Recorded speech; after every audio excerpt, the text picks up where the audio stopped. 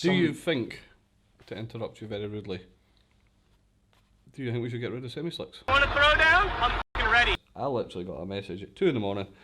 I'm the best thing that's ever happened to drifting. I will be the next James Dean, and if you don't get with me, you're a... I was looking forward to Goldsby this year, and Same. I've heard rumours, but I'm not gonna make things up. I'm just gonna ask the question: what's going on with Goldsby this year? Drifting itself is hated by the motorsport community, and we need to somehow, I said about drivers earlier, I don't know if it is drivers, I don't know if it's us as promoters, I don't know if it's you as a vlogger. We need to change the perspective of drifting. Hey, how's it going, Phil? It's me, and you're back watching Pro 307. Today we're here speaking to the main man, James Stephen. How we doing? Thank you very much for the views, the likes, the subscribes from the last Drift League video. A lot of people have been getting on board with that. And yeah, thank you very much. Hit that like button, and remember to share if you get the chance. So, Mr. Stephen. Mr. Stewart. What, Mr. Stewart? Welcome to the northeast of Scotland. I'm actually really delighted to have you speaking face to face rather than over some terrible Zoom chat. Our plan was supposed to be to do this over a Zoom chat, and I'm really glad that it didn't work out that way. Because Zoom chats are terrible. My chat's terrible on a good day, so to take it down a peg would be absolutely terrible. So we've managed to make this work. We're in some absolute dark room of a hotel somewhere. Yeah, so we're actually at Ardou House in Aberdeen, which is actually a really lovely location to do a talk about. It's not bad, is it? Drift events and drifty stuff. So how you doing, man? I'm tired. Yeah, I'll be honest with you. You've had a weekend, man. Yeah, we were down at Teesside at Drift League GB, which is obviously a big part of what we're talking about here today. We were there on Friday in the rain, setting up the pits, which was awesome. I've got Ryan hiding in the background over there. Ryan, say hi. Hi. That was good, nobody will hear that. And then we worked Saturday, and then the Sunday we took down the event with our team, as well as helping a little bit with the Drift League GB staff. Got home at around about 10 o'clock, got up at about 6 o'clock, had a shower, and came to Aberdeen. Came to Aberdeen to speak to Pro 307. To speak to you, and more importantly, to speak to my old friend here. So, James, you're a lot of the time behind the scenes, and my viewers maybe don't particularly know who you are, so go and introduce yourself. Yeah, so if you have been to Crim and Drift Fest, Goldsby Drifting, or even SDC for that matter, I haven't been involved for a couple of years now, but it was myself and my partners at the time that actually came up with the idea of it, who brought it to Jeek at the time at Driftland, who worked with Not Kill to make it happen. And long story short, being involved in motorsport, we can talk about that all night if you want, but I have a mad passion for drifting. My day job is I run car shows, if you've ever heard of the Aberdeen Performance Car Show, if you live in the northeast area, or the Scottish Performance Show if you're far or south. That is my day job. That's kind of what pays my bills, which is awesome because you know if you turn your hobby into a job, you'll not have a hobby to escape your job from. You'll be miserable. But besides that, if you decide to drive drift cars, it'll ruin your life. That's yeah. Another story. And by the way, your advertising is on point. Every time I put on like simple songs from a wee man, it comes up Aberdeen Car Show. Perfect. Boom, tugga, Aberdeen Car Show. Hey, it's reaching the right people. I'm glad to hear that. Yeah. Because we spend a lot of money on advertising, and people really underestimate. And they go, oh wow, you had such a big crowd, but they don't understand the actual what happens behind the scenes in order to develop such an event. And I mean, from somebody that's just dipping the toe into social media stuff, the work you have to put in behind the scenes just to make the social media reach, because I often get messages from people saying, I didn't know you did this video, like months later, and it's like, then you'll see little bumps of like people watching and subscribing, and it's you can actually see at this point where, you know, somebody watches it, then goes word of mouth, oh, you're on this. You or should see that, and then that pipes up. Exactly, yeah. But no, it's nice to get the feedback to know your adverts are actually working. Maybe not so much to me, but to the somebody's getting it. So you've also, what I learned last time we spoke is a lot to do with like the Gymkhana, a lot of driving in your time? Yeah, I don't know how much time you have, but I started racing when I was 7. I did professional karts, and I don't mean like the ones you used to be able to hire at Kart Start. I mean ones that did like 100 mile an hour. They cost hundreds of thousands of pounds a year to race. I did that from the age of 7 until I was 17. I moved into single-seater racing. We got so far, and unfortunately sponsorship became very, very difficult to come by when you're asking a sponsor, can I have 350 grand to drive this car and I'll put your sticker on it? Makes drifting sound really cheap. Yeah. Did that, dropped out of it for a little bit, started working offshore, came back. Long story short, I used to go to car meets and I thought they were shit. And somebody was like, can you make one better? And I was like, yeah, and I did. And 10 years later, it's now my job. And through that, and through our social media, I managed to kind of link in with some Gymkhana stuff, because I was a big Ken Block fan. Absolute tragic loss. Like he was a superstar to me. Long story short, he was coming to the UK, and you could not buy pit passes. I was willing to spend thousands of pounds. I want to meet this dude. So I contacted Monster, and they went, the only way you can get into the pits is if you're racing. I was like, I could do that. Sign me up. So I was like, here's my plan. I'm going to sign up for the race, talk utter crap, make myself sound good, try and wangle some pit passes, and be like, my car blew up. Dude, bummer. At this time I had a 1.4 Civic at home. I'd never ever driven a 4-wheel drive car before. So Monster phoned us up and they're like, dude, because of Colin McRae, we want a Scottish driver. We're so excited that you're coming. Here's your bloody tickets. And I was like, I don't need to say the word for your YouTube, but you can understand. So I had a meeting with a wife over a bottle of some cheap crap wine. And I was like, I know this guy, Grant Swan. He's got a drag Subaru. A Subaru's a Subaru. What's the difference? Let's make it boogie. I've watched the videos on the internet. So long story short, we took Grant Subaru. Was not remotely set up for Gymkhana. We put some crap tyres on it. We put a hydro on it. We went to Santa Pod and got 7th in the world. And that started a very expensive downhill part of my life. So that was my driving aspect of it. And from that, Knockhill, when I was working for them, went, oh, wait a minute, you can drive. So I became an instructor at Knockhill, and then moved to Driftland. I became an instructor at Driftland. I became into drifting. And that is where, from playing my PlayStation to running drift events, that's the short version of the story. When I bumped into you last was Crimond. The first time I was at Crimond, I wasn't filming.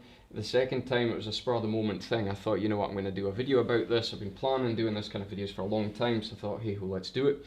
And I didn't actually get the chance to speak to you because event organising is very, very, very busy, and I presume that there's not time to just stop for a half hour and go, hey, I'm having a great time. You know, it's unfortunately not. Yeah, not. You're totally right. But I really enjoyed the Crimond experience that it was that day, because it had a little bit of everything. It had like the grassroots drivers that were really excited because we're getting involved in a local competition. It had, you know, the superstars of Stephen McConnell and Stuart Hadsley. That final battle was like a... That was insane. It was like a... That could have been a pro BDC battle. Yeah, oh yeah. Literally It's was like, insane.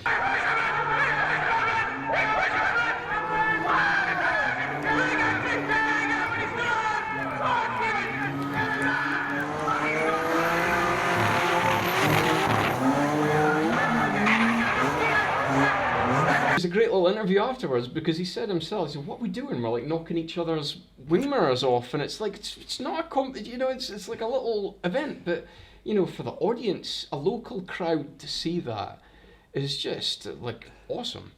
Yeah, we absolutely love Crimond. The reason I have the Aberdeen show, I have Crimond, is I'm from Aberdeen and I stayed in Peterhead. My whole family, besides my mum, dad, and sister, stay in Peterhead. So to me it's like going home, if you know what I mean. Yeah.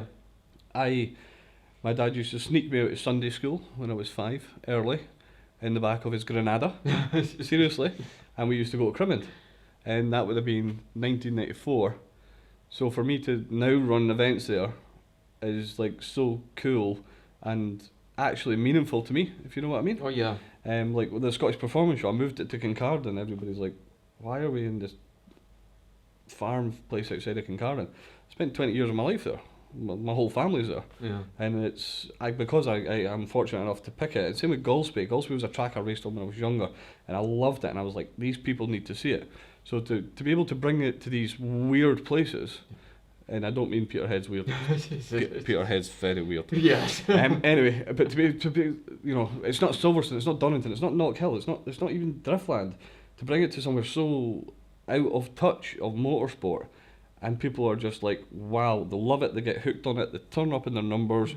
The burger vans sell out, the merchandise sell out, and the locals love it. So that's my kind of angle of why Crimond happened, and we love it. And they're actually trying to get us to come back this year, but we're definitely planning next year. Good, good.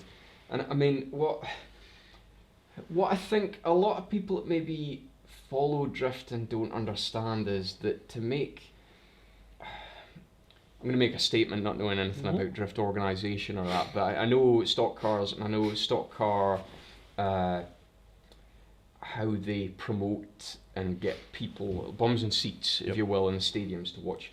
And if you can put on an event that pulls in people that get their wallets out and spend, you know, you're going to have a successful event. You're going to have, you know, if you make it an experience for them to come on, and, you know, they're going to come and spend their money, and everybody's happy.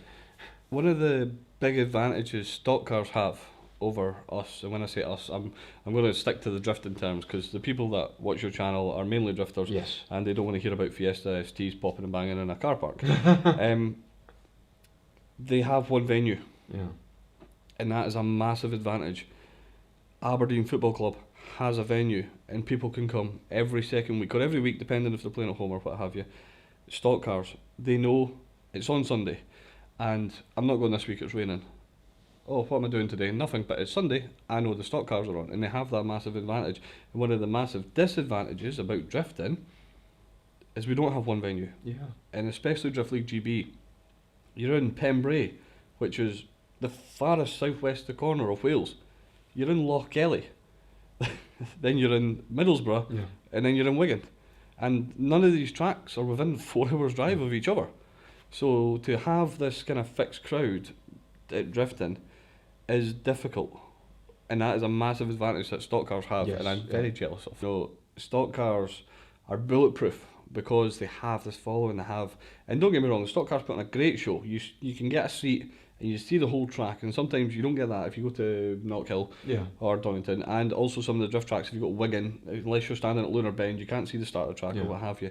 And stock cars and other motorsports, go-kart tracks and stuff, and they can get away with kind of murder, but because drifting only comes once a year, the venues don't particularly like it. It's not great for the edge of the track, this, that and the next thing. When drivers don't behave like drivers, and then they go on social media, they don't understand the damage they're doing to the sport. I'm not remotely naming anybody or pointing fingers at anybody, but for drifting the whole point of this conversation is, can drifting succeed and keep succeeding? The drivers really need to bite their tongue, unfortunately. Sometimes you just have to, and I've been there, I have apologised to a clerk of the course when I would much rather have headbutted them, but that's how you get where you need to go, and drivers have to play their part in order for the sport to go where it needs to go. Now, I see you're dying to steer the conversation towards the main event, towards what we're here to speak about. So what we'll do is we'll go there, then we'll go to the next bit we discussed. But you're dying to go there, so let's just get in there. So I'm going to start this off by, I was at Drift GB at Driftland, and the drivers are absolutely awesome. I mean, I could... The level of driving was amazing. The level of driving was amazing. Brilliant. And I could stand and speak to everyone at drivers, and they'll always do the same, oh, I'm not very good at speaking at camera, but as soon as you put the microphone in front, they're just superstars, every one of them. But there was something going on in the background that I couldn't quite put my finger on what was going on. So I was hearing little things here and there about, you know, beefs going on and stuff that wasn't right, and I couldn't help but notice there wasn't much of any spectators. Now, I just put it down to like the COVID thing and the fact that BDC had disappeared, but James, can you shed any light onto what's going on with drifting at the moment in the UK? When you say drifting, you're referring to attendance, I assume. Yeah, not a problem. The problem we have with drifting right now is the attendance, as you said. And this is not a dig at anybody. I am not going to name tracks. It's if people think, oh, James has a beef with Driftland. That doesn't exist. I honestly, me and Stu talk all the time. Legitimately, couldn't they do their thing? We do our thing. That's like I lose no sleep over it, and I'm sure Stu's the exact same. I'll say this word, Pembury, because people that are watching your video, unless it goes seriously viral. Drift League. Pro 307, mate. Come on. Drift My League. mum and a couple of folk will watch it, and you know. Ryan and Lewis will watch it. Ryan and Lewis will watch it back, see they were they heard them. So, like, for example, Pembury and again other venues, without going into too much details, they keep the gate money.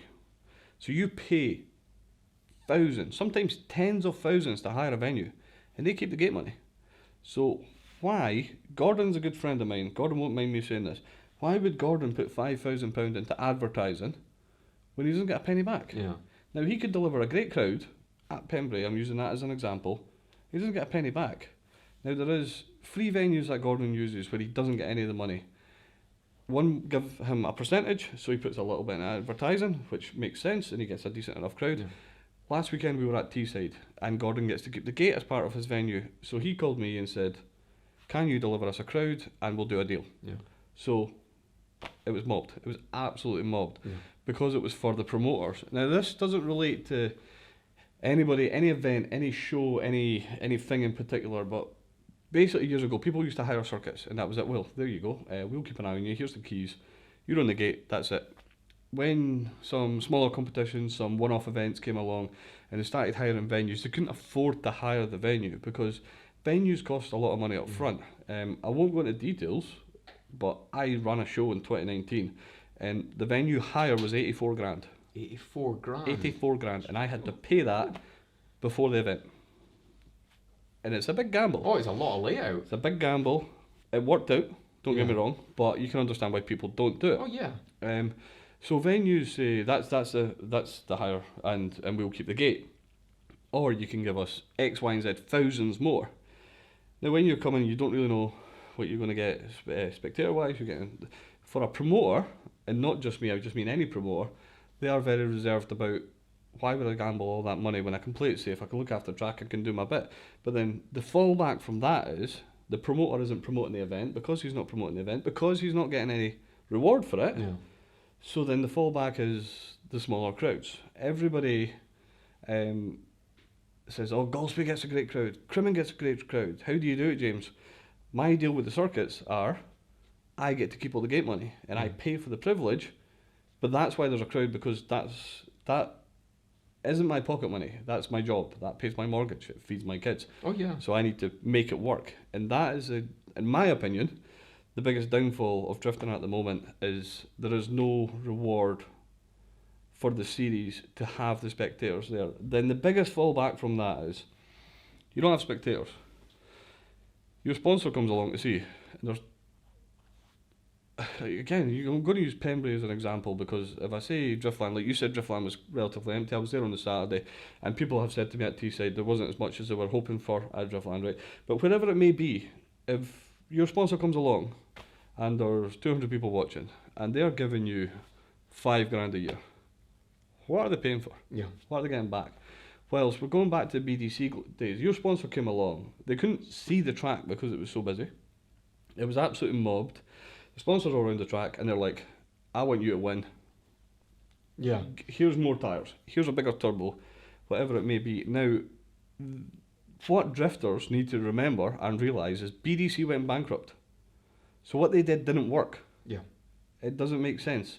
It was beautiful for all of us that were lucky enough to be there. Lewis, I don't know if you ever went to a BDC event, but Ryan, I don't think you missed one. You obviously have been an experience. It was beautiful for us being there. Big speakers, big proper commentators, amazing crowd, atmosphere. We did a burnout night at Driftland where you basically had Dwayne McKeever doing a burnout competition in his however much £1,000 car competing against a Punto to try and win a trophy. It was insane. It was, but like I said, it didn't work. It wasn't financially viable. So when people come to Drift League GB, they're going, "That's not BDC."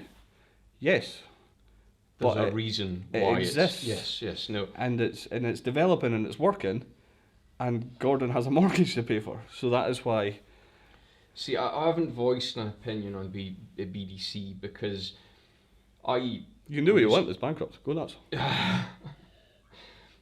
I was an avid watcher of BDC because I love following drifting. I mean, at the moment, I will, like, Drift Masters comes on, and I'm like, amazing. it takes me probably about 2 weeks to amazing. watch it, because I only get like a 10 minutes every night or so to catch up on it at the moment. But like, I'll watch that and like, I just soak it up, and I want more. I want to know what they're doing behind the scenes. I want to know what the drivers are doing. I want to know, but one thing that really interests me about what the whole thing with BDC, especially when was it Matt Frost? Mac Frost. Mac Yeah, Frost. Mac. He came out and did the podcast about it. And, you know, from a business point of view, I understood what he was speaking about. You know, he threw everything at it. He thought that if he did the whole spectacle, can you roll the dice? And unfortunately, it didn't work. Yep. Now, if he'd maybe, you know, went along the lines of Drift GB, Yep. he would have maybe still been doing it that way, but it's all speculation. But Yeah. I've no beef with how he did it, and I think a lot of people got upset about it, and they shouldn't, because it's business, and it's just he obviously put in a lot of his own money. A lot of his own money. Yep. And it's like, as a business owner, you'll understand that, because you're really putting your life, money, everything into it, and if it was to go all bust, it goes bust in a big way. Yep, and it takes the house and the wife and the Oh cars. yeah, I know. And I mean, if you're speaking about $4,000 for an event, if that goes south in a big way. That was just a venue. Just a venue. Didn't include the staff or the hotels or the travel or anything like that. And I just think That was Tekka, I'll tell you. Tekka, yeah. That's a sensitive subject, but we'll move on. Now, you mentioned just earlier about drivers and how they conduct themselves online and how they maybe present themselves and how could this be better as such? How can we help to... So I will give you an example. We raced in Gymkhana ground. We were very lucky to do so. We raced at Santa Pod, very exotic. Then we went to other places like Johannesburg and Poland and Athens, and where else did I go? Ryan, any idea? Finland, went to Finland, Ireland. There's definitely one I'm missing. Anyway, and you are free to do your social media, but if you put something on your social media that I'm not happy with, you will be told that isn't to our liking. We would appreciate if you would edit it, and if you don't, you're out. Yeah. Simple as that.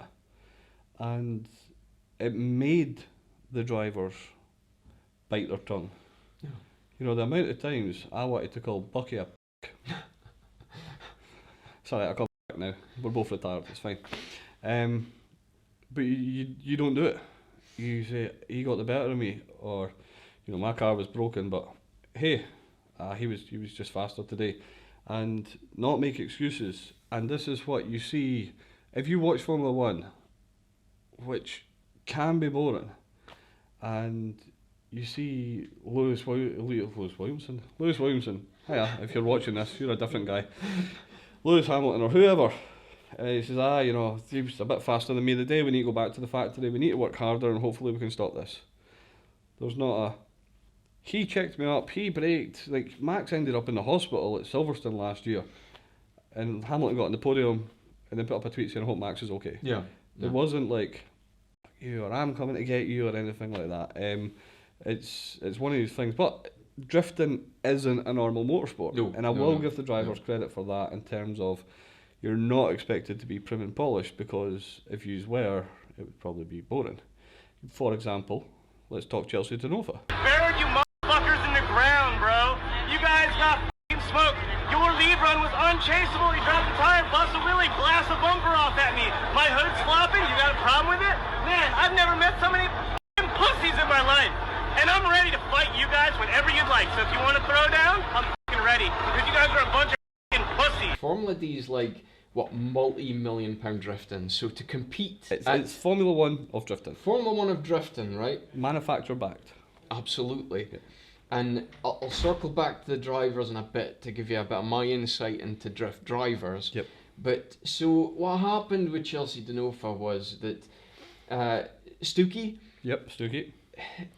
he made a comment. He got beat, Yes. and Chelsea's car had a minor defect, which The bonnet flapped, I think. One of the catches one of the came off. catches flapped, and now the bonnet never opened, Yeah. but it flapped. Now he got beat, and he basically, in my opinion, Stoogie, don't know you, thought, I reckon if I could get another stab of this cherry, I could beat him. Yeah. So they played on a technicality, Yeah. saying that his car was illegal.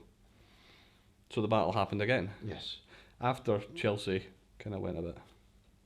Black 5 FD initiating into that first outside zone. There goes Chelsea DeNofa getting all the way out to the course, actually knocking over that outside zone indicator. And there goes Daniel Stookie into the wall. And here goes Chelsea DeNofa. And long story short, Stookie wrecked his car in a big way. Yeah, he went Chelsea the wall. got through, and what happened the next day? Chelsea didn't put up, ha ha ha, I told you, I wouldn't use the words M and F that he called them. It wasn't ha ha ha, it wasn't get it up yous, it was I apologise for my actions, I lashed out because I was in full of adrenaline heat at the moment. I'm happy that we went through. It's one of these things, and I apologise for the way that I acted. Yeah.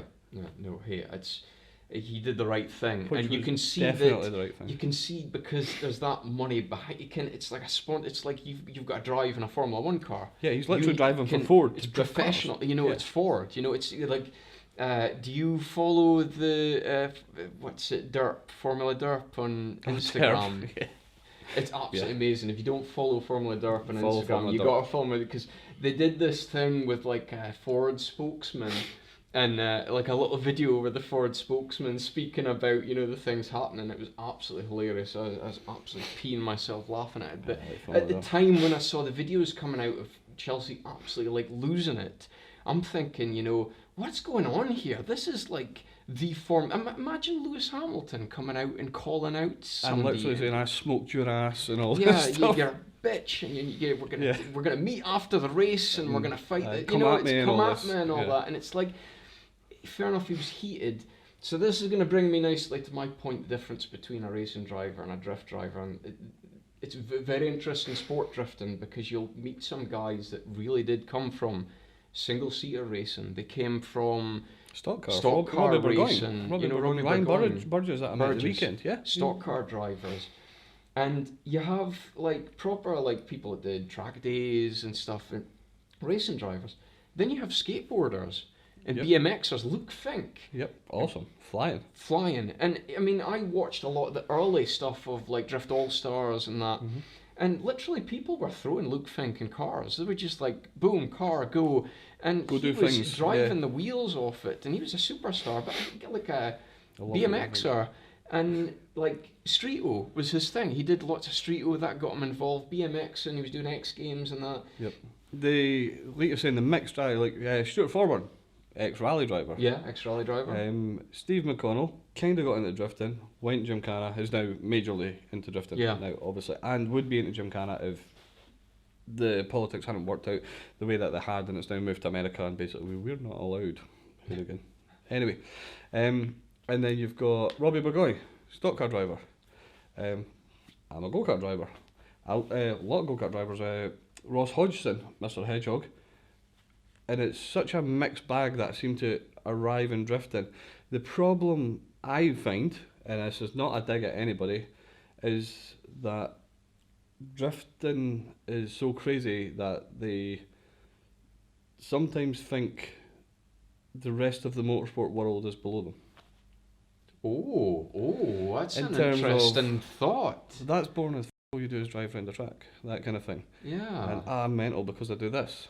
And it's the opposite. If any of yous watching have ever been to the NEC Autosport show on a Thursday or Friday, and you're representing a company, and all the drifters come round, literally, I do have here by the way, asking for sponsorship or whatever. I had a small part to play in helping with Madcan get to the street before it sold out to be in or British Home Source, whatever one it's irrelevant. Anyway, And the sponsorship proposals that I got from drifters were absolutely incredible in a terrible, terrible way. Yeah. We would get a Ninja car, stock car driver, like the dad or whatever, clearly, look, this is my kid, they're coming into it, they like it, a wee bit of support, any chance, a couple £100 kind of thing.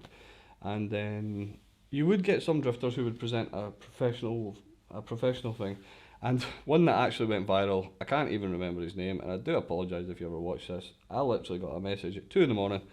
I'm the best thing that's ever happened to drifting. I will be the next James Dean, and if you don't get with me, you're a Here's my email address. Let me know how much money you want to give me. It was me, was it? It definitely wasn't you. It definitely wasn't you. But like that is, it's not. I'm not being mean. I'm not being mean to drifters. When you grow up in racing, you have this bred into you from a young age, and because drifting is so new, and the people that can afford to do it weren't racing at a young age, they just need to kind of chill out a little bit. You're talking about beefs.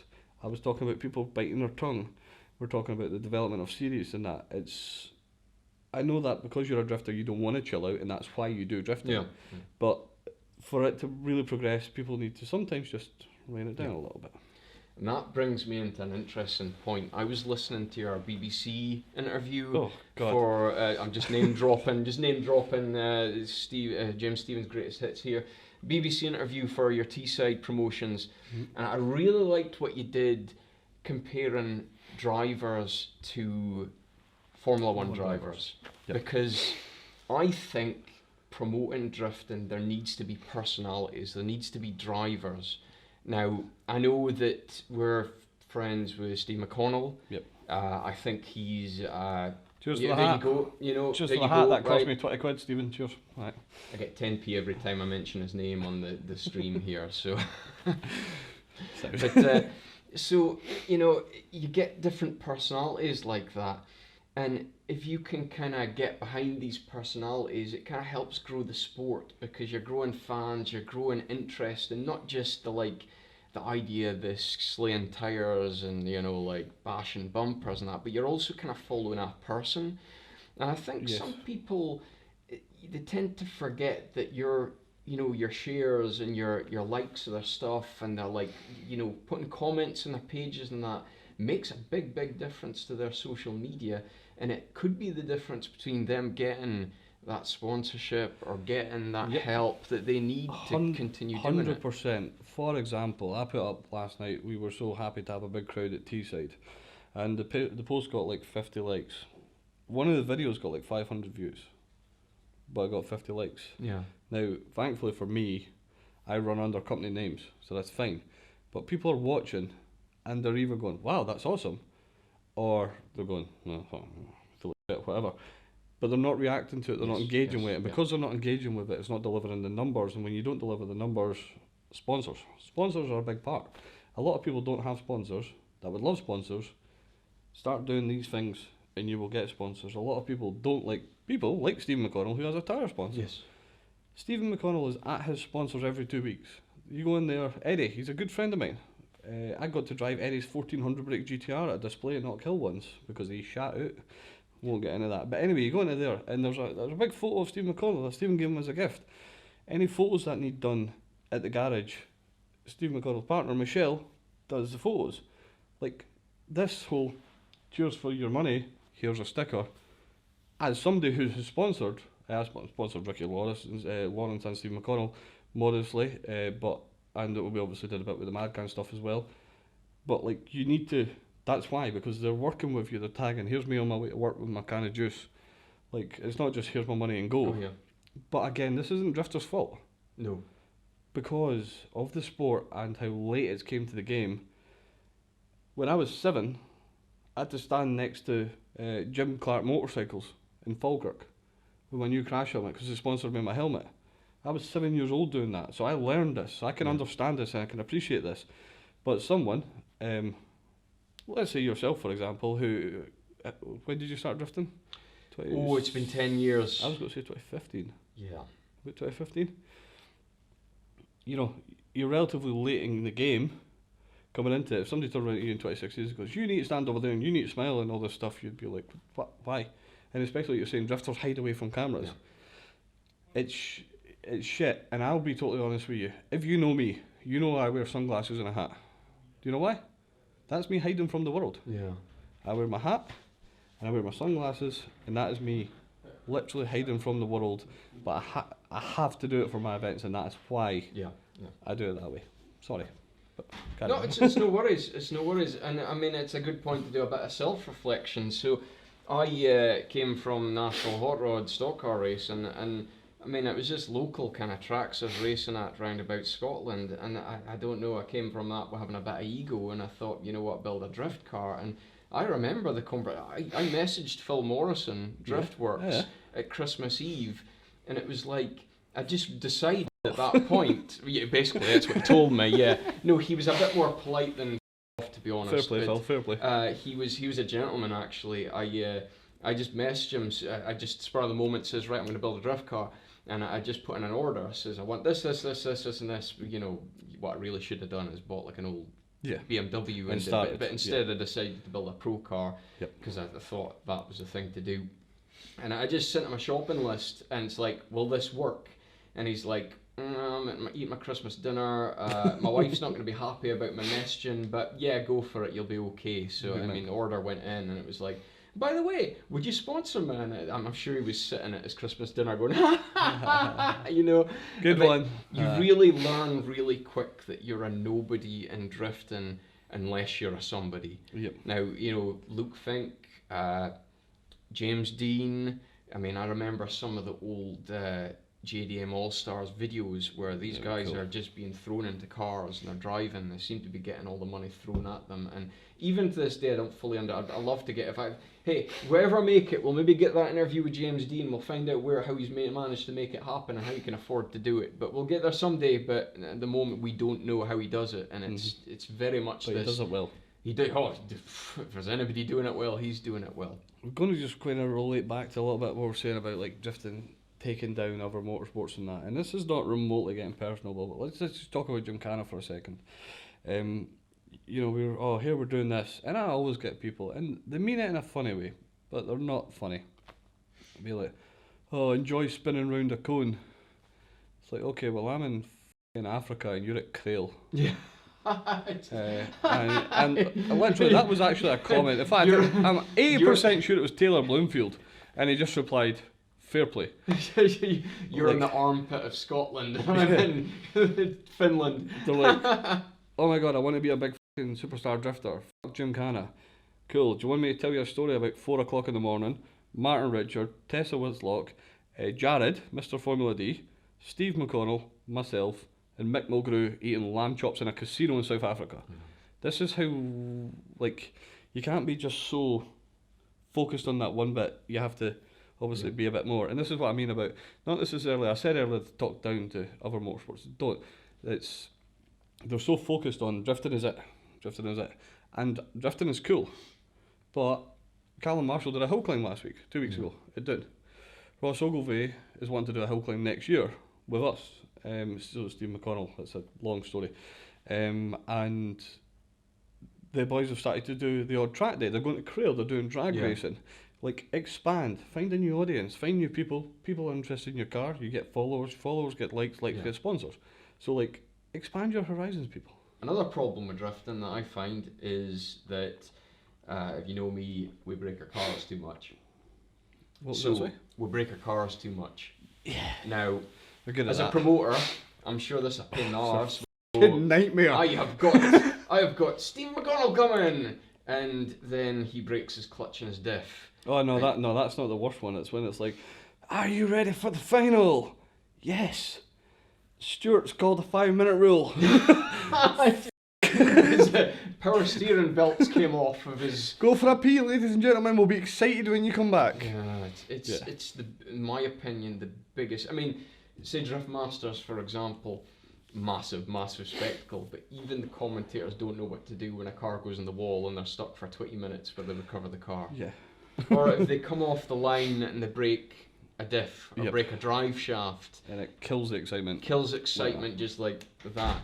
And unfortunately, it's a thing you can't get away from because cars are so bloody expensive that, you know, it's for some people, if they blow up a gearbox, that's a season done. Yeah, I mean, like, let's talk Steve McConnell at 10p. 10p. Let's talk Steve McConnell at Driftland. Blew a drive shaft, the diff, the prop, and the clutch. All in one, yeah. That's $5,000. Yeah. It doesn't matter what way you look at it. Steve McConnell has a child and is expecting another child. He has a good job, good for him. But he has a van, a trailer, a drift car, a road car. $5,000 isn't lying on the kitchen table. No, you have to kind of pull out your arse, haven't you? Yes, but the dedication, yeah, it got done. Like, fair play to him.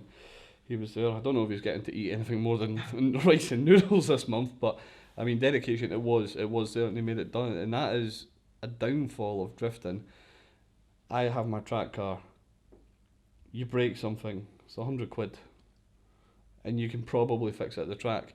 And because we run on kind of normal hours or evenings, the chances are Dingbro's still open, and they can go down and get a sensor, come back and fix it.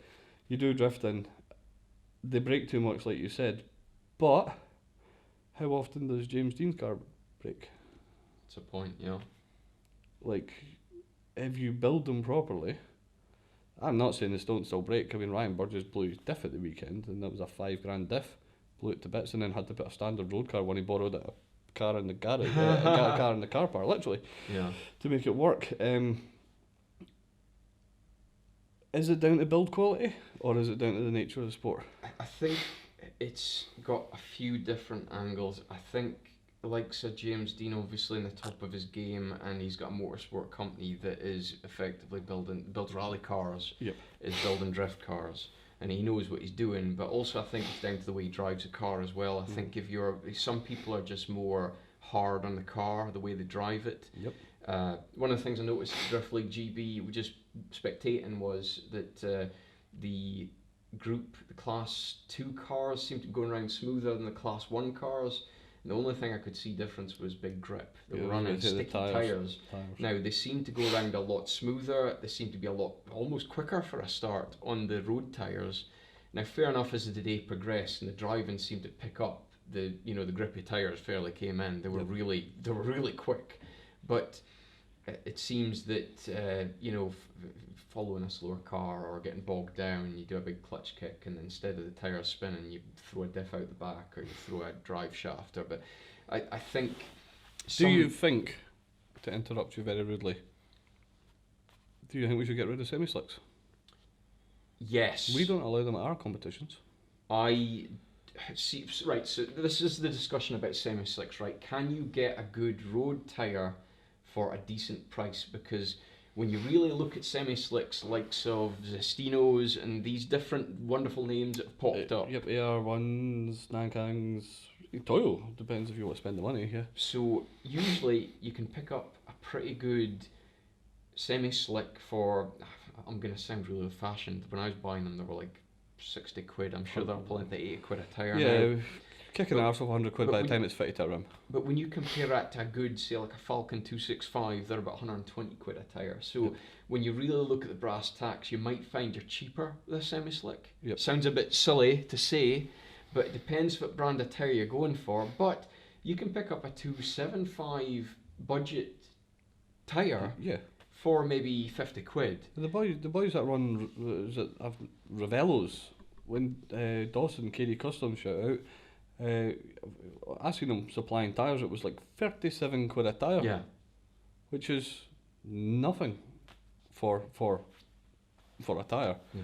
But we don't allow semi-slicks at our competitions. If you were to get rid of semi-slicks, you take the speed aspect down a little bit.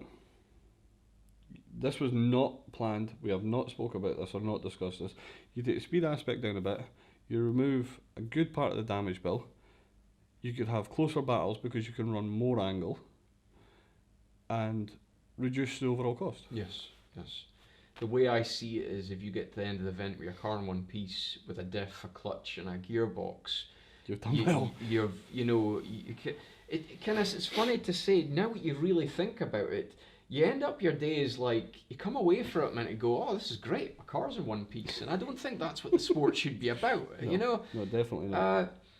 The question is, at what level? I mean, Do you, I suppose you would look at European drifting and Formula D, you'd expect them still to be running semi-slicks, but UK drifting, if you want it to really succeed, I mean, should we be running? I mean, we were at Drift League GB at the weekend. It's the first proper experience I've had of Drift League GB. The cars there, can they put the power down if they didn't have semi-slicks? Probably not. But if you were to remove that from the equation, does that not bring in the possibility of another 20 cars that, yes, Stefan Stefanov might have 850 horsepower, but if he's on a road legal tyre, I'm trying to think, who's got 400 horsepower these days? I don't know. Person with 400 horsepower could still be with him at the first corner. So I was really impressed with the last winner of Drift GB, which is Charlie with his PS13. It was a PS13, I think it's a 180 SX. He was running an SR20 at 435. Driftland. Yes. Yes, because obviously we were there yesterday, so I was like, who? Not the last one, but the one before. that I feature. Cool. And he's 430 horsepower on semi-slicks, and I think he gets away with it because he's running more of a standard back setup. Yep. It's not like Weisfab, it's not all gripped up. Crazy. But he won the event on that, and you know, that's, if you can do that, that's great. But if you could get away with doing more with less, I think it might be better. But at this point, I want to point out that we've not got any beef with drifting.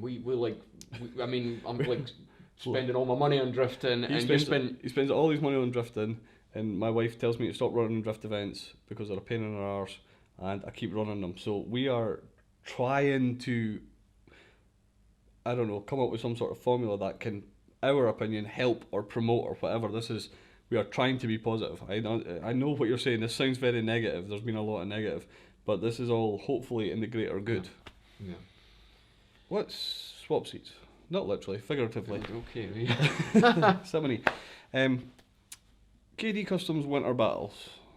Beater competition. Good, bad, what's your opinions?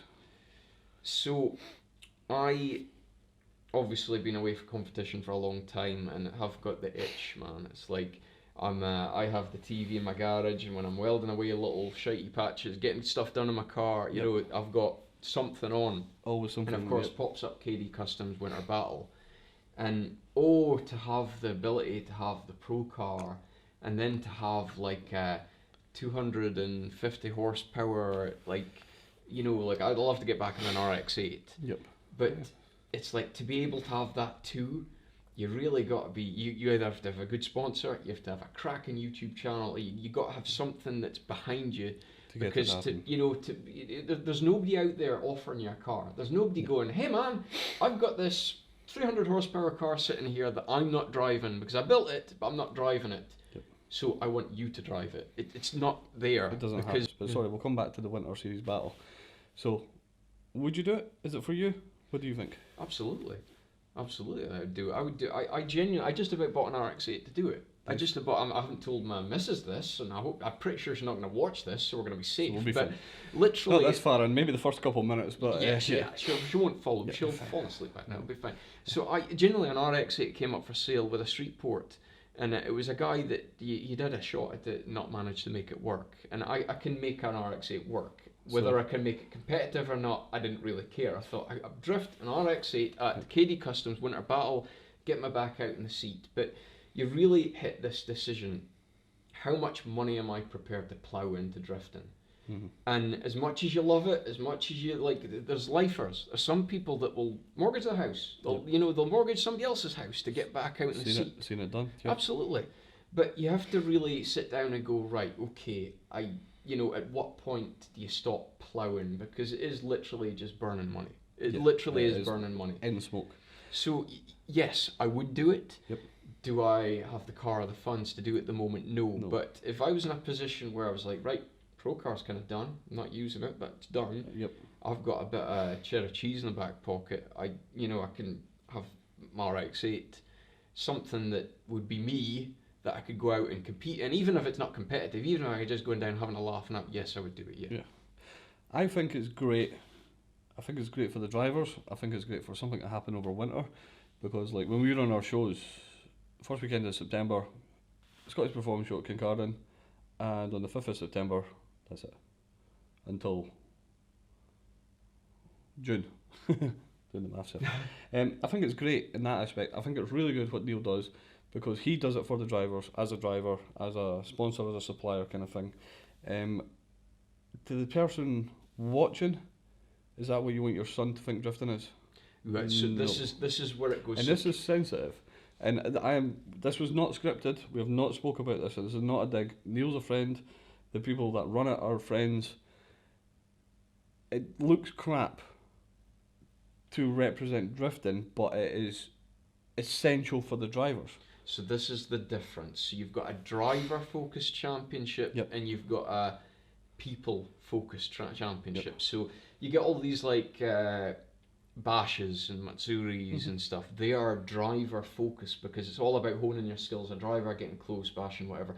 The Winter Series running lower-powered cars is a driver. It's about developing It's about driver developing ability. drivers, yeah. But unfortunately, nobody likes watching a bunch of BMWs skidding around. Yeah. Now, if you put, I suppose we're getting into another problem with drifting.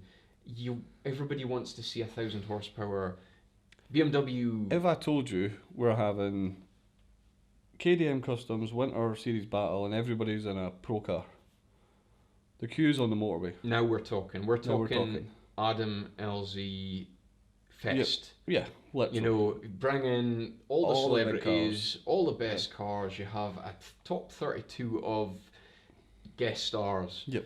And you would pull in people from, well, Yeah, all hey, over Drift the world. Games has proved it. Yeah.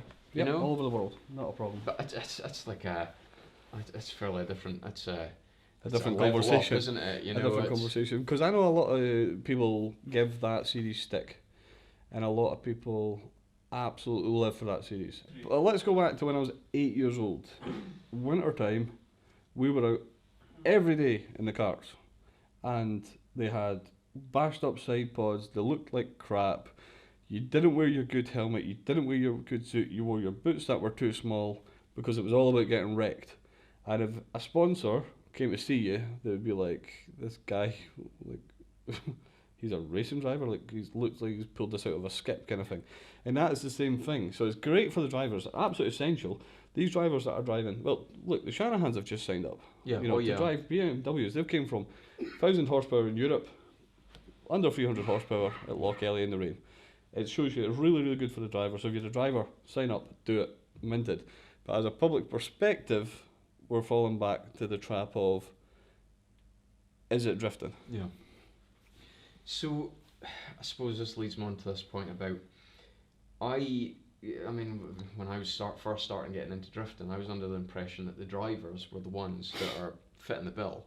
And by the looks of things, with a lot of tracks that are taking the ticket money, the drivers are the ones that are fitting the bill. And from a promotion point of view, the drivers are what you need to get people in to watch. Yeah. So if the drivers can't afford to go because they're fitting the bill, how can you get people to come and watch? It's like this cycle of... Did you ever do a Goldsby event with us? Unfortunately, no. In fact, let's flip it. Crimmond last year, I wanted the drivers to come. I did a deal with the hotel. If you drive at Crimmond, and literally the drivers were told, pay for your hotel room, driving's on me. Yeah. Because it was first ever time to get them there, and then to develop the business, we then spent more money on prizes, this, that and the next thing, so we charged a moderate fee. When Goldsby, even in its last year, was £150 to drive for 2 solid days, and that included camping, hot shower, toilets, a party at night time with a DJ, because we compensated it with spectators. Yeah. When you're not compensating with spectators, I don't know what it was in the end, don't quote me on this, but I believe BDC was, am I making this up, was it nearly like 500 quid for an entry or something like that? I believe it.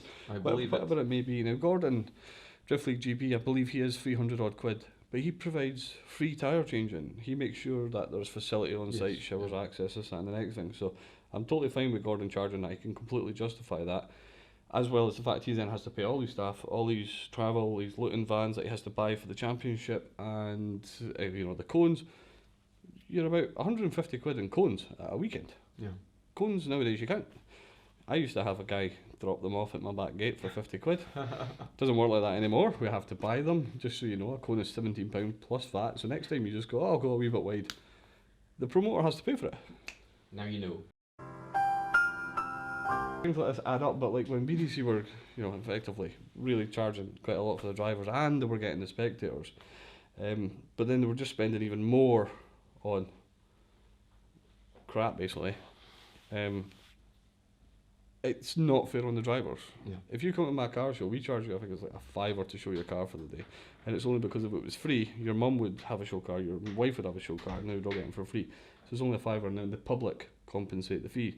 But there is shows out there that are like 40 quid to put your car on show. But if I don't put my car on show, you don't have a show. Yeah. So I believe that drivers should be absolute bare minimum charged. Yeah. And that is the right way to do it, if the finances work out. And again, this is in the context of driver-focused championships and promotion-focused championships, because there's a big difference between the likes of a BDC style or a Drift Masters or that's very much about watching competition motorsport. Whereas KD Customs is a driver-focused championship. That's about The driver. the driver. Yeah. And unfortunately, that means that the drivers possibly to pay to go in. I'm pretty sure the Shanahans don't pay to go in, but it's. I would imagine they don't. I would imagine they don't have to pay. I mean, when you're the Shanahans, you don't have to pay. So. Right, so after speaking about drifting, speaking about crimming, basically shit all over it, and then saying that we're big drift fans, and so coming away from that, Yep. I was looking forward to Goldsby this year, and Same. I've heard rumours, but I'm not going to make things up. I'm just going to ask the question, what's going on with Goldsby this year, James? Dead. Gone. Gone. Gone. We were told at the start of last year by the chairman, Jay, legend, life's going to be difficult for you. And we're like, right, well, we'll make it work. New committee and some old committee, and the old committee won't fuck off and die. Can I say that? You just did. One guy I've known since I was 8-year-old, Roy Wilson, literally walked into the last committee and went, I'm a member, but I've not been here for years. I just want to say that you all need to off, you're ruining the club, and walked out. Literally. And I got told this because I get to know what happens in all the committee meetings because I'm friends with a few of them. They had a vote if we would get to go or not, and we won the vote. But 2 people were on holiday, so they reran the vote, and we lost. Yeah. And that was it. And the second that happened, I told the people who were on our side, thank you very much for everything, you will be thanked. But I had already written a media release, I'd actually written about a month before, explaining to everybody as to why, and the crap they put us through, the utter crap. Like, some harebrained that they had fought up with in the Highlands, I do not know, that basically I picked holes in everything. Holes, and I was like, well, you can't run a kart event under this rules. Oh, well, maybe we'll lose that one. But we need this. Cool. You have to have this insurance. Everybody else has it. Okay, so I phoned everybody else that runs up there. What the hell are you talking about? We don't have that insurance. And it was a ball ache from day one this year. To the point that I've given up, like they've said no, and I went, right, cool, fine. That's it. Everybody wants to know, is there a replacement? I don't have it yet. I want it to happen. Where it may be, how it may be, I do not know. But the problem is I can put on a venue, I can put on a great weekend for the drivers. We're going back to driver focused here. A great weekend. I can do it at Crail in the skid park. I can do it at Crail go-kart track. Absolutely, the drivers will love it. Got great DJs, Kieran Boyle. I've got all the system, I've got all the insurances. I can do it tomorrow, but I can't get the crowd to partially fund it. Yeah. So if the drivers are all happy to pay £500 at an entry, not a problem. I'll give you a track tomorrow. It's done. It's easy. But for it to work, to have an atmosphere, Goldsby has an atmosphere because there's thousands of spectators every single day. Yeah. And that is the atmosphere. People queuing up for autographs, pictures, tickets, passenger rides, you name it. And that's what it is. So for anything else to happen, for it to really have the same vibe, it has to work from the public point of view, the bit that drivers don't see. And until there is something that I can make that happen, it won't happen. So just an idea of tracks. Yep. Could it work out of, for example, like a car park or something? Yes and no. You take a car park, like BDC used to do, not a problem. You then have to spend several £1,000s putting concrete barriers in, fencing, security. Then have to have either elevated standing or seating, more thousands of pounds. We're getting back to the point of, if you're spending 40, 50 grand running an event, where's it coming from? Yes. Who has to pay for it? Because it's not the promoters, because promoters just won't do it then. So we're going back to, unless the drivers are all happy to pay £500 each, or £1,000 each, you get 50 drivers, it's a 50 grand event, if only the drivers are paying for it, it's £1,000 each for an entry, you're not paying that. And that is what is the downside, the fallback, and the problems as to why it's not as easy as everybody thinks. Going back to BDC, they ran car park events, Rockingham, for example, but the infrastructure you have to put in place. Perfect example, I run car shows. It cost me about £3,000 per event for Portaloos. Just for Portaloos. Yeah. £2.5 grand for skips. Just for skips. That's £5 grand before you've even insured it. Got the staff up, got the marshals, the fire extinguishers, the radios, the advertising. Never, like, just everything else. The costs just go like that. And this is what the BDC did, and this is why it failed. So, and this is why we don't fail, because we won't do that until we know it's viable. So that's quite a great breakdown of it, because if you don't have a venue, you have to create a venue. So a pre-created venue is better. Easy. Because it's already there. Is that oversimplifying there? Does that make sense? It's you still to obviously pay for using such venue, but it may be more cost effective to use a venue that's already there than physically build a venue. And when you go and build a venue, something could happen. The police could come the next day and shut you down for noise, or could smoke, or for, I remember there was an IDC event that they run, kind of in a town, basically, in like a car park down by the dock, and I think the smoke was, I think they just about got shut down. They were on a knife edge whether they were going to be able to continue or not. If you're ever bored, look up Bagsy. He went to a FIA when they decided they were going to be drifting, World whatever that it was called, and they went to China, and they had so many noise complaints. The army turned up, made them put their cars back in their containers. The army put them on buses and drove them to the airport. When drifting's so noisy, the army put you away. It's savage. Yeah, and like people who are like, oh well, in utmost respect, Brett McGinn, he's like, I found this car park in Glasgow. It's near the airport, so it should be fine, but it's just not as easy as that. Too much smoke if it goes across the M8. Drivers then complain. Car insurance is invalid. The police shut it down. And if you're 50 grand into an event and the police shut it down halfway through, that's it. There is no more events. You're not coming back. And there's less and less people with that nowadays with that kind of money in their back pocket to throw it. I mean, speaking of BDC, I remember watching some of the events and thinking the money they're spending on this is mental. I don't know where it's coming from, and it was very telling when the last event, it was just like you could see this steady decline of just there's no money. Mm-hmm. And it's a shame, but it's business. It's the way business works. Yep. And there's just nobody out there with that kind of money to throw it away on a gamble. Like, I've got 50 grand in my back pocket, we'll try a drift event, and if it goes down the tubes, it's just 50 grand. It's what it is. It's like, it's horrifying. Yeah, it's not fun. Just bring everybody down at the end. Yeah. So what I'm going to do here is I'm going to conclude this. I'm going to say thank you very much, our guest James Stephen here. Thanks for having me. It's been a great conversation. I think there's been a few things brought up we didn't think was going to come up. No, definitely. And as we were just quickly talking outside there, I walk through the pits and people, what's happening with this? How does this work? And you try to explain it to somebody as you walk past them in 30 seconds. You don't really get a chance to actually say, this is how venues work.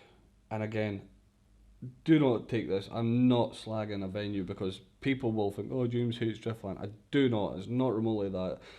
Pembrey, Wigan, like the way that the venues work are making it not hard for promoters, but in my opinion, some of the venues need to see the bigger picture and be like, right, okay, we might lose a couple grand here, but if we can get the spectators in and get them hooked, by the time they come back 3 or 4 times of the year, we're going to be several thousand up. Now, it's easy for me to say as a promoter because I want to make money. That's what I do. That's my job. It's great. It's beats working for a living, like I said. But either drivers basically drifting itself is hated by the motorsport community, and we need to somehow. I said about drivers earlier. I don't know if it is drivers. I don't know if it's us as promoters. I don't know if it's you as a vlogger. We need to change the perspective of drifting, which Dave Egan has done wonders for, but it's not quite came to Scotland yet, unfortunately. The venues and the promoters need to work better together. More venues would be awesome. Got a racetrack? Board? Give us a shout. We'll sort you out. And by doing this, we can get the public on board. We get the public on board. We stop the noise complaints. We stop the smoke complaints. We get welcomed in. By all means, you're ever bored, look up 2013 Kirkcaldy Promenade. We drifted on the street legally. We shut down a road and drifted. There was 10,000 people there, and the police watched it and were like, this is amazing, but unfortunately because of the venue you couldn't ticket it, so it ran at a loss, so then it's not viable. Yeah. And then we're going back to this thing. So for us as promoters to make drifting work, and I'm talking, I believe, not every word I've said, but on behalf of like myself and Gordon and even Martin Oberheim or whoever it may be, we need to pull up our socks and look better to the outside world, and we need to work better together. Doesn't matter if you don't like me, I don't like you, whatever. We all just need to get on and focus on what we're going to do it and get drifting to where it needs to be, because this is how sports die. Yeah, oh yeah. And we don't want sports to die. One last thing I touched on, me running a drift event from a business point of view makes about a tenth of what I make from a car show. And that is, like I said, he makes loads of money doing a car show. It's how I pay my mortgage, it's my bills, it's my livelihood. So yes, I do make money off it. I'm not pretending that I don't. And the wife is like, you should sack drifting, you should just do another car show. And that is 100% the correct thing I should do for my business. But I love drifting. I've loved it since the first moment I've seen it. I don't want it to die. I want it to work. I want it to get better. And that is why I'm here talking to you and trying to pull a track out my arse by September to make something happen. And that's why you're here talking to me, because we want drifting to carry succeed, to continue to be, to be, mainly to be still a thing by the time I build my car in 2042. So, you came forward a year. Yeah, I came forward, yeah. Steve McConnell's kid will be old enough to drive it by then, he'll buy it. Yeah, cheers, Max. Again. I think that's coming out as piggy bank. Right, I'm going to finish this up. Thank you very much for watching. Remember to check us out on all the social medias. Check us out on, I like to say the millennial social medias anyway, Instagram and Facebook. Remember to hit that subscribe button. OnlyFans, I'm going to need to do something to fund this build anyway. James, go and plug your social media. Which one? As much as you want, Drift Event Scotland, or is it Drift Scotland Events? I don't even know what it's called anymore, if I'm honest with you. By all means, follow us. We are out there to take the piss out of everybody and everything and make fun of everybody in a respectful way, and hopefully deliver drifting for more than just next year. Fantastic. Cheers. Cheers. Hey, you made it to the end. Thank you very much for watching the full video. I hope you found some of the topics that we've covered here interesting, because I think they are very important topics to speak about in terms of UK drifting at the moment. Me and James are very passionate about drifting, and we want to see it succeed and would like it to be better. Now, we did speak after the interview, and we both agreed that although we'd discussed a lot of different topics in why drifting was in trouble in the UK. We didn't actually give a positive end where we said, you know, we think that it can be salvaged, it can be saved, it can be better for the drivers, it can be better for people watching, it can be, you know, something that sponsors want to invest in. It just needs a little bit of work. So I hope you've enjoyed what we've spoken about and all the topics we've discussed. I would greatly appreciate your comments, anything you find. If you completely disagree with us, fire it in the comments, I want to know about it. And again, thank you very much for watching. Please hit that subscribe button, and I'll see you in the next video. Catch you later.